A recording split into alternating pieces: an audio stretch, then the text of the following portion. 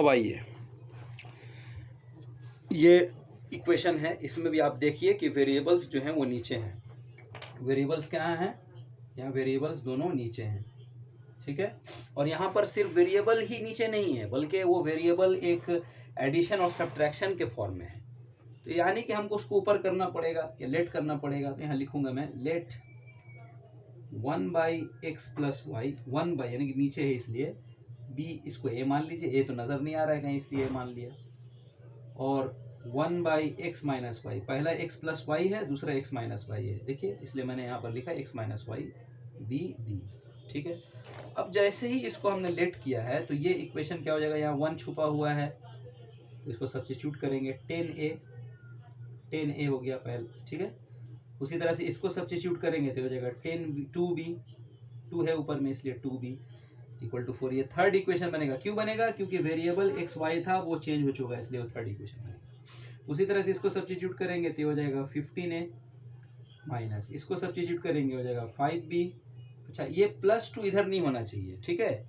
तो इसको क्या करेंगे, हमेशा ये ख्याल रहे कि इक्वेशन जब सॉल्व करें हम तो वेरिएबल पार्ट एक साइड हो और कांस्टेंट पार्ट एक साइड हो। जैसे यहाँ पर कांस्टेंट पार्ट उस साइड दिया हुआ है यानी कि इसको उधर भेजना होगा, तो ये +2 को उधर भेजना पड़ेगा, तो +2 उधर जाएगा तो क्या हो जाएगा जी, -2 हो जाएगा, क्योंकि 0 का मतलब कुछ होता नहीं, तो ये +2 उधर जाएगा -2। ये फोर्थ इक्वेशन हमको मिल गया। अब आप देख रहे हैं कि फिर दो बेहतरीन खूबसूरत इक्वेशंस आपके सामने हैं।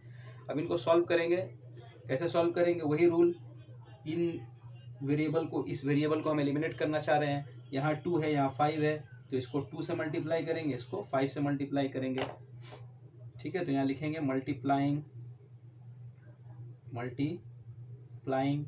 Equation 3/5 and equation 4/2।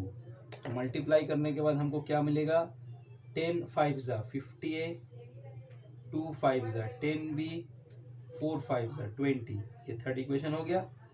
15 2 = 30a, 5 2 = 10b, minus है यहाँ पर, तो ध्यान रहे माइनस साइन जो होता है वो बहुत खतरनाक होता है, वो पूरे आंसर को गलत कर सकता है, इसलिए उसको छोड़ना नहीं है। तो -2 × 2 -4, ये नंबर फोर्थ इक्वेशन आपको मिल गया।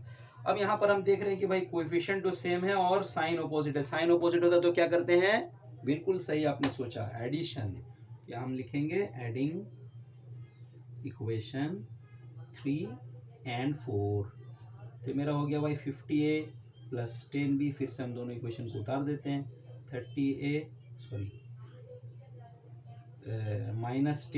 = -4, ठीक है। इसको थोड़ा अच्छे से लिखें ना, वरना ये भी 0 ही लग रहा था, ठीक है। अब ये एडिशन में साइन चेंज करते नहीं, ये तो कट जाएगा।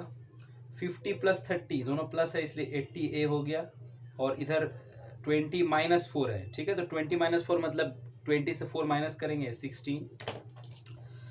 अब हमको a निकालना है, तो a = क्या होगा, 80 नीचे जाएगा, 16/80, 16/80। इसको आप 4 से काटिए, 2 से काटिए, मैं 4 से ही काटता हूँ इसको। 4 4 = 16, 4 2 = 8, 0 एक्स्ट्रा, 4 1 = 4, 4 5 = 10, 20 सॉरी। तो a का वैल्यू हमारे पास आ गया है 1/5। a का वैल्यू क्या आ गया है जी, 1/5। a आ गया है 1/5, ठीक है। अब a को हम पुट करेंगे इस इक्वेशन में, वहाँ से b निकाल लेंगे। तो फिर यहाँ पर मैं इसको थोड़ा एडजस्ट कर लूँ, हाँ ठीक है। अब ये जो है यहाँ लिखता हूँ, पुट a = 1/5 इन इक्वेशन 3, ठीक है। 3 में पुट कर देता हूँ। 3 इक्वेशन है क्या, 3 इक्वेशन मेरा जो है ना, ये इक्वेशन में पुट करने से बेहतर होगा, ये इक्वेशन में पुट करने से बेहतर होगा इस वाले में, है ना। ये थोड़ा सिंपल है, क्योंकि इसमें पुट करने से थोड़ा कॉम्प्लेक्स हो जाएगा, तो बेहतर है कि ओरिजिनल वाले में पुट करता हूँ। तो इस इक्वेशन में पुट कर देता हूँ, तो ये हो जाएगा 10a + 2b = 4। तो a को हटाते हैं और वहाँ a का वैल्यू पुट कर देते हैं, 1/5 जो हमने कैलकुलेट कर लिया = 4। काट देते हैं इसको, 2